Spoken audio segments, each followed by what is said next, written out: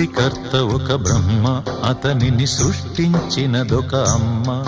ఆ అమ్మకి తెలియని చిత్రాలు ఎన్నో, ఈ సృష్టిని స్తంభింపచేసే తంత్రాలు ఎన్నో. సృష్టికర్త ఒక బ్రహ్మ, అతనిని సృష్టించినదొక అమ్మ. సృష్టికర్త ఒక బ్రహ్మ, అతనిని సృష్టించినదొక అమ్మ.